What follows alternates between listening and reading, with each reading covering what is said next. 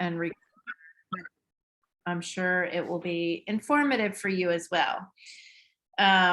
What I wanted to talk about tonight is calories and Mm, how how they work. And the reason why protein is so important and you have to be careful with your carbs is just because, or not carbs, fat, and your carbs is for varying reasons. Um, but when you look at an individual and you try to figure out what their basal metabolic rate is, that's really a formula that's based on your height, your weight, your age, and your gender. mhm, And they come up with a number. So when you're trying to lose weight, and you also want to include like your activity level in there. So that's why a lot of the forms that you fill out will say, are you sedentary? Are you lightly sedentary? Are you active? Are you an athlete?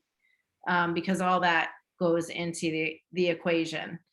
Um, so they come up with a number, which is your basal metabolic rate.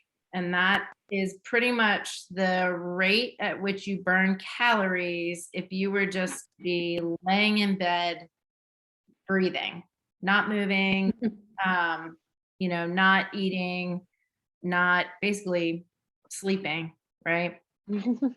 Um, then what you can kind of come up with is your total daily exercise expenditure. So that's a TDEE. And that's really what includes your movement. Um, and she missed it. You missed it, Jen. uh, I was just explaining the theory behind calories and how they get calculated for you based on the calories that you burn, whether you're at rest or moving. So, and this really is to answer your question as to you think you're not eating enough calories. Um, I would I would venture to guess you are probably just fine when I look at your basal metabolic rate. So let me restart. Sorry, Chris. It's okay. So you have what's called your basal metabolic rate, and that's basically based on your age, your height, your weight, your gender. Um, and that's basically the amount of calories that you would burn at rest. So doing absolutely nothing, that's how many calories you burn. Then you add in your exercise and your movement, and that's called your total daily exercise expenditure. So that would be your workouts, your steps, just any type of fidgeting that you do throughout your day. And generally, when you fill something out, I have a little, oh, you can't see. I have a little friend with me here today. I'm cat sitting. So your total daily exercise expenditure would be all of those extra calories that you're burning through fidgeting, through walking, through working out, plus your basal metabolic rate. So in order to lose 1 pound, you need to create a deficit of 500 calories on average for every day of the week, 1 pound a week. In order to lose 2 pounds a week, you're doubling that, and it's 1,000 calories that you need to create a deficit. Now, that deficit can come from different things. It can come from exercise, it can come from getting extra steps in, and it can also come from decreasing the amount of energy you're bringing into your body. When we talk about energy, that's your calories, right? So for every 1 gram, and that's the reason we measure everything in grams, is because you're getting down to the minute detail. For every 1 gram of carbs and protein, you're taking in 4 calories. For every 1 gram of fat, you're taking in 9 calories. For every 1 gram of alcohol, you're taking in 7 calories. So all of that eventually adds up into the energy that you're bringing into your body. So when I look at your basal metabolic rate, Jen, I think you're at 1900 it was over 1900 calories. So again, that's just based on you being alive and doing absolutely nothing. We could go down to 1200 because you're right at around 1300 right now, and we could try that. The problem is I'm more than likely going to have to take some of your protein away, because then you're really going to be like, oh my gosh, like I'm literally eating chicken and berries for every meal. So I can play with your numbers if you want to try it. But honestly, I think with a 1900 BMR, and if you're at 1300, the problem is if you go down too low, then your body's going to be like, oh my gosh, she's not giving me enough, and I'm going to cling on to whatever she is giving to me. So a lot of times folks will literally not be eating enough calories and they won't be able to lose. So just going back and looking at your data, you're trending back down because you're more on point, even though you did have your bagel. I will offer up that as we are getting older, not all calories are created equal.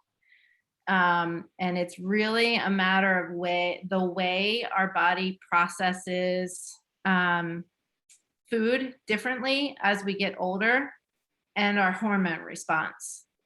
So we tend to not do well with faster carbs, like bread that may not be like a whole sprouted type of bread. Your lesser gluten carbs are not quite as bad. I shouldn't even say the word bad. I hate that bad. Let's call it sensitive. As we get older, because of what happens with the food as it enters in to your gut, and there's this whole, I'm actually starting to get into this. There's this whole relation now, and you're probably hearing a lot about your gut health and how certain foods create a leaky gut and they make you feel bad. So there could be, due to the types of foods that you're eating, extra inflammation in your gut that's just causing extra inflammation. So that's why it's really important to try to stick to those anti-inflammatory foods as much as you can, and really just have those other sources as a once in a while kind of thing. Does that make sense to you on the whole calories in versus calories out? And while it's true, it's not always as I'm not able to find the word right now. Had too many carbs this weekend for my bike ride. We just have some sensitivities towards certain foods that can cause inflammation, and therefore you may not see that drop on the scale due to that. But I really think if you want to try going down to 1200, we can try it for a week. But I'm noticing you're back on track. I can tell you're back from vacation. You know, you also, if you did have COVID last week or 2 weeks ago or whatever, you've got inflammation going on from that.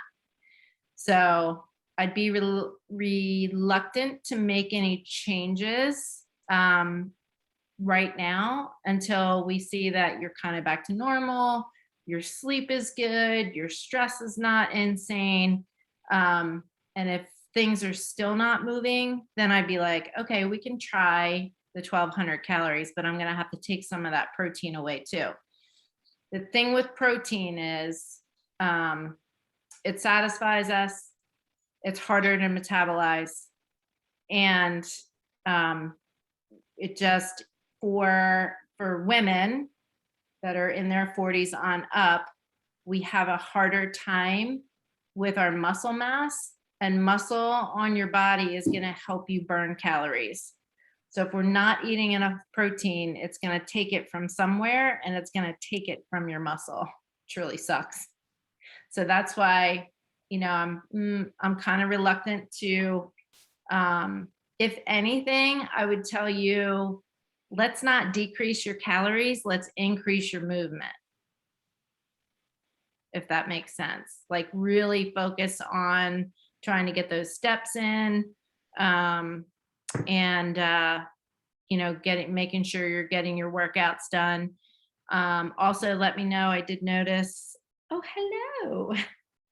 I did notice you mentioned pain, joint pain. The hair loss piece, I would check whatever supplements you're taking, write them down, whatever shampoos and lotions you're using, write them down, ship them over to me, and let me take a look at that. Is this something new?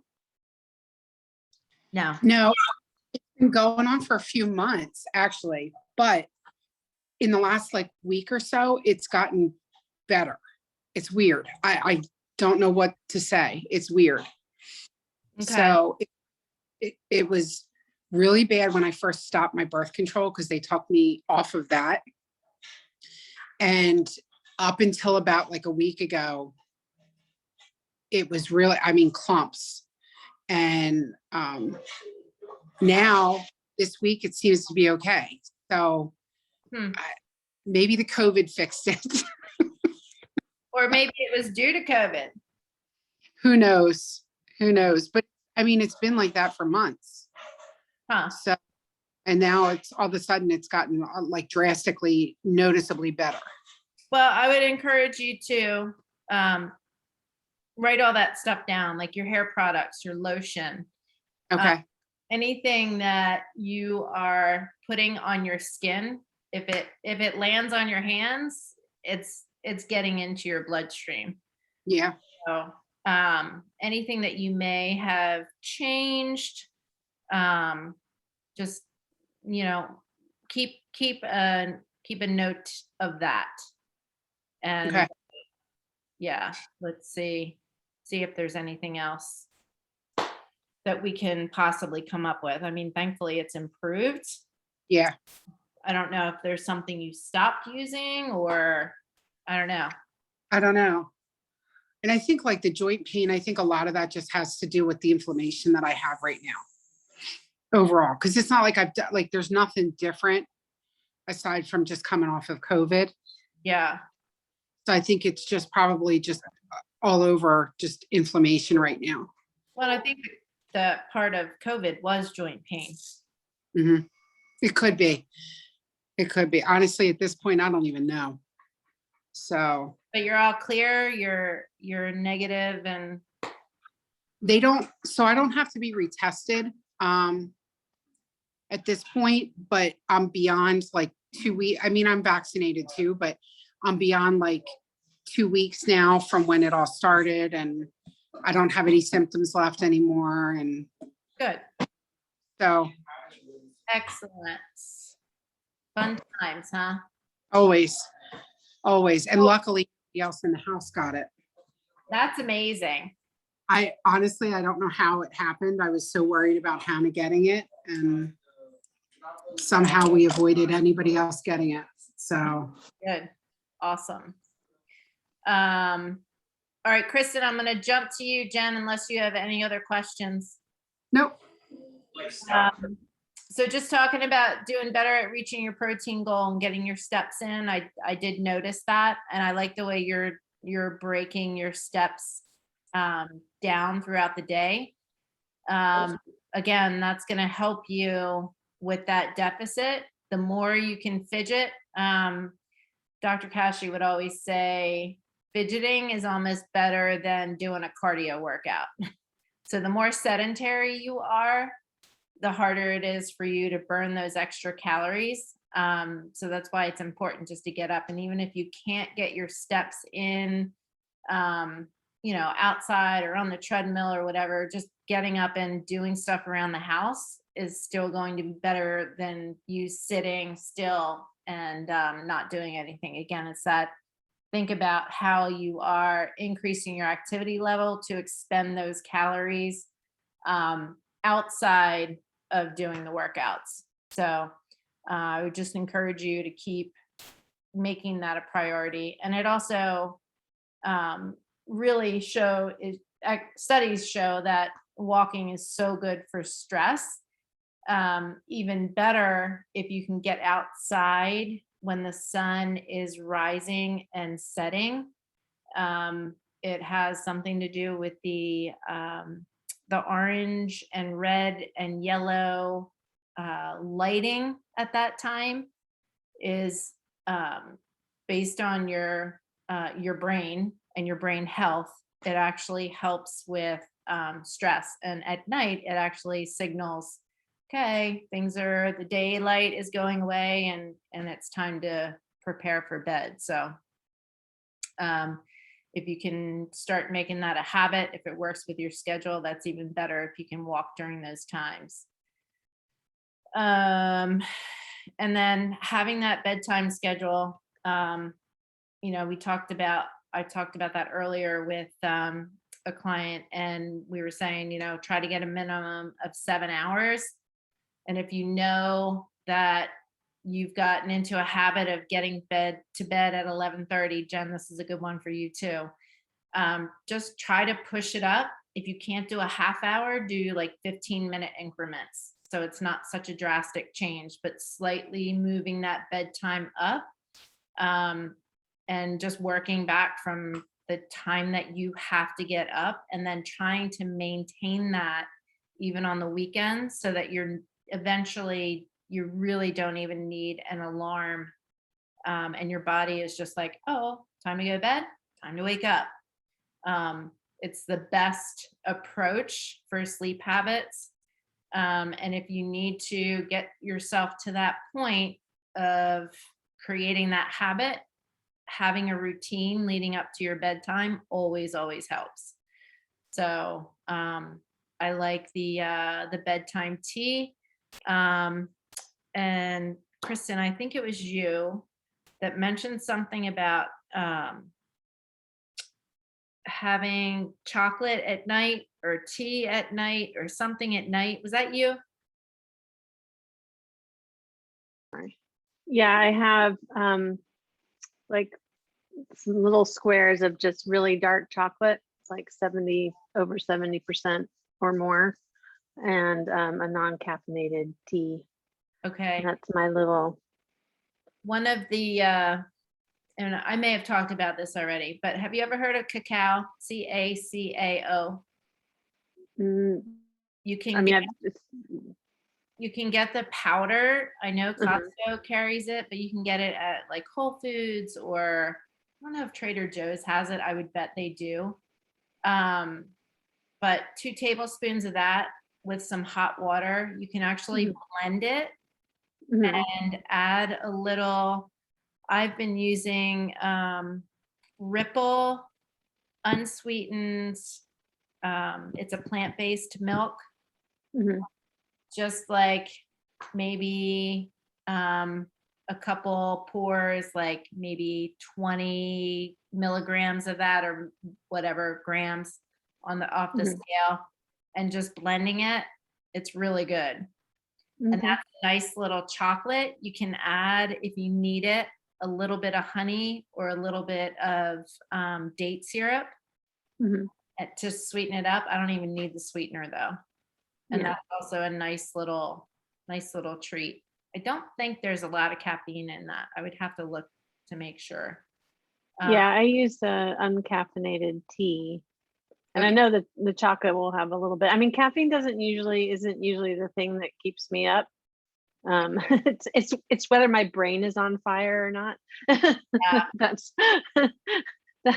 so, caffeine's not usually my culprit. Daisy. And but But yeah, I mean, I like those little squares. There's this Icelandic dark chocolate that and it's just 4 little squares and you don't need any more. It's like, Oh, good. Ouch. yeah, so, and it's not, um, I like it. I don't like anything less than 70% chocolate. So I'm even working up to like bitter chocolates. I'm black coffee now and everything. So For you. Yeah, I go bold, man. I do 100%. yeah, It's good for actually you. good. Pretty good. Yeah, But I went gradually too. yeah. And then as far as vacation, you're good. You have your plan all set. Me? Do I have vacation? I don't have any vacation coming up. Oh, I it's don't think. okay. Did I say something about vacation? Am Yeah, I forgetting? I think so. Unless I'm looking at, hey, stop. You have a couple Kristens, maybe it's the other one. Hey. I might have to, hey, go feed her. Stop. Yeah, I don't know. Maybe that got copied down somehow. But I see here, easier to hit your protein now that you can mix in some eggs and yogurt. Yeah, And then yes to the 3 workouts plus the HIIT, right? That should still be Yeah. on your schedule. yeah, that worked really well. That was fine. I mean, I liked, they were hard. Okay. You kicked Good. it up a notch. But there's room for me. I feel like it's not too hard, and I have things I know I can work on that, I can improve my form and hopefully get stronger and all that stuff. Yeah. Okay. Jen, are you back to working out yet? I did see you got a couple in last week. Is your hubby joining you? Not yet. Do I need to send him a little message? Yes. I can do that. I can do that if you need me to. Come here, Daisy. Come here, girl. Oh, she's annoying me. Okay, so you're good on that. And then, do you have any other questions for me, Chris? I wasn't sure what erg was in the HIIT workout. Just your row. You have a rowing machine, right? I have a rowing machine. Yeah. Yeah, that's an erg. Okay. It's like, And it had. I just kind of marched in place for 20. So I was like, I don't know, I'll do something. I forget what the interval was that I gave you. It was like 40-20, I think. Yeah. Yeah. So jump on there and just go like a bat out of hell with good Okay. With good form. sprint. 40 Yeah, I was definitely losing form on some of those. The twists, side plank twists by the 4th set. I was like, whoo. Yeah, they're tough. Yeah. But I'll get there now. So Yep. You asked for a and ramp. I gave you a ramp up. you definitely did. But it was good. Like, I don't feel like it was too much, but I definitely have room for improvement. Awesome. Jen, how about yours? They've been fine. Do you feel like you need more of a challenge? Maybe a little bit. Yeah. Okay. I mean, they've been, they're good. They're easy. So All right. we could go more. We can pick it up a little bit. That works for me. And congrats on your 10 pounds, Chris. Thank you. I was really happy with I was really happy measuring myself today. Right? 4 inches. Yeah. 4 inches. Yeah. That's awesome. Yeah. That shocked me. I mean, I don't wear hard clothes anymore. Like, everything I have is like stretchy or just, a big t-shirt.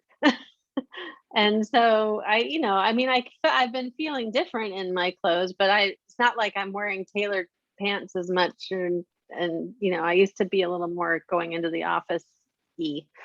And I haven't done that for a year and a half. So And everybody else, maybe we'll I get know. So yeah. So I don't even know where my jeans are at this point. I packed them up before we moved in January, and I have no idea. I have no idea where they are. Well, you might want to dig them out at some point. I know, I might be surprised a couple of them that I can fit into, so. Yeah, and especially now that it's getting cooler out, so. Yeah, and I'll have to start going back to the office soon too, so. Yep, maybe, um, maybe things will get better finally. I don't know. So, It's getting there. We have my work is very social, so we're trying, good. making headway. Hey, Jen, how's the office? It's getting there. There's still